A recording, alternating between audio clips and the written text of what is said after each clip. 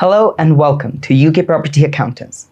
My name is Chirag Majithia and I'm an analyst in the marketing department here at UKPA.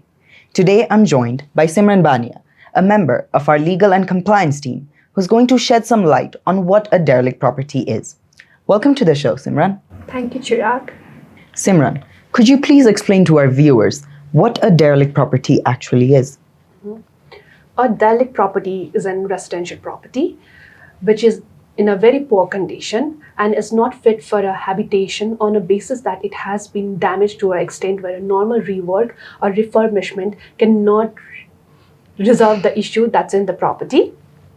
And to give you a easier understanding, if you are purchasing a property and because of the condition of the property, you think it should not be considered as a dwelling, then you have your answer. The property potentially could be a derelict property. So then you can contact us for an initial assessment so that we can confirm on your case if it's a derelict property or not. People purchase a derelict property. Are there any tax benefits for when someone makes such a purchase? Yes, there are tax benefits. So for something that is not considered suitable for a dwelling, the rates of non-residential will apply even though the purchase was a residential property, a dwelling.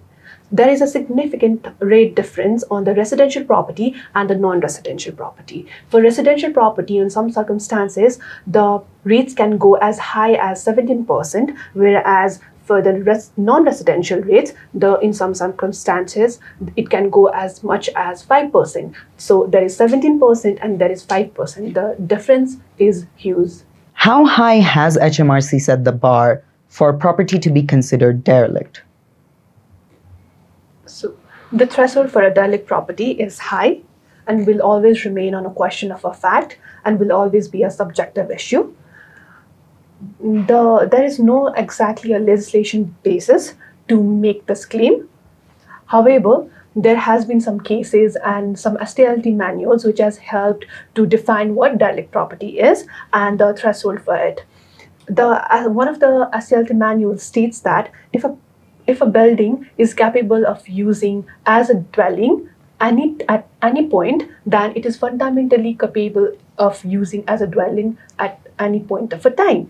The HMRC manual has set very high bars on the derelict property, and one of the most successful cases for derelict property, the PM Bailey versus HMRC, where the tribunal states that the property can be considered as a derelict property, meaning it is not a dwelling because of the presence of asbestos in the property. So there has been more and other cases such as Henderson Acquisition versus HMRC, where the tribunal states that the residential property can be refurbished and used as a dwelling. So the threshold for derelict property has always been very subjective and depend on the issue and the manuals of it.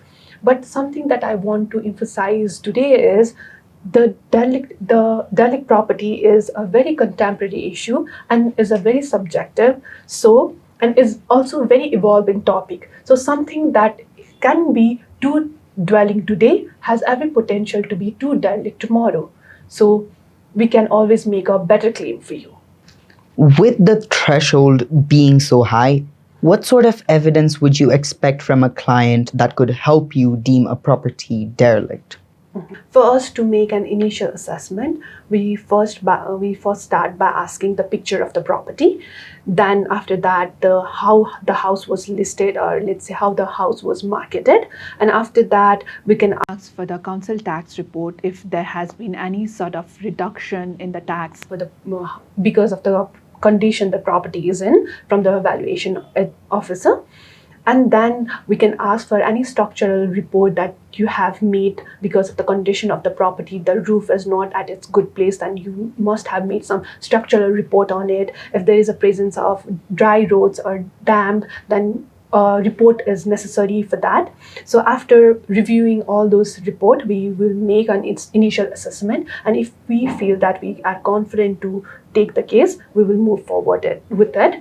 But I think we need to be very considerate on the fact that individually the evidence could not do much thing, but when they come together, we can make a very strong claim out of it. One is always a supporting factor to another, and that's how we can substantiate a very good case for you. Earlier, we talked about tax benefits upon a purchase of a derelict property. How does one go about to make a claim, and are there any specific timeframes that one needs to pay attention to? So we can there can be two ways to make a claim with HMRC. First, there is pre-transaction, and the another one is post-transaction. In pre-transaction, you have not purchased the property. You are just intending to purchase a property, and you think the property can be qualified as a derelict property.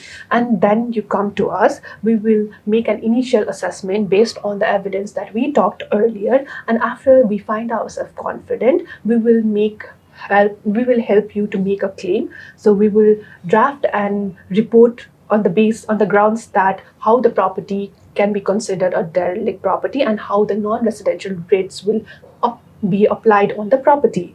And then you give the report to your solicitors and do the processing and move forward with that case. And in the post-transaction, you have already purchased the property. And now you think the property is too derelict for you to stay over there, to make it a residence. And then you come to us, and again, we will make an initial assessment based on the evidence that we talked about earlier. And mind you, there is a time frame on this. You can only claim back the refund back from 12 months from the date of purchase of the property. So the 12 month here is crucial. And after we make a first initial assessment and you are qualified for that relief, then we will write a letter to HMRC on your behalf and do all the back and forth that is required and help you get your claim. Thank you so much, Simran, for explaining what a derelict property is. If you believe your property can be qualified and deemed as a derelict property, do not hesitate to contact me or a colleague of mine. We even offer you a free 15-minute discovery call where we ascertain your situation and let you know what services you need to help you make a claim. Thank you for watching.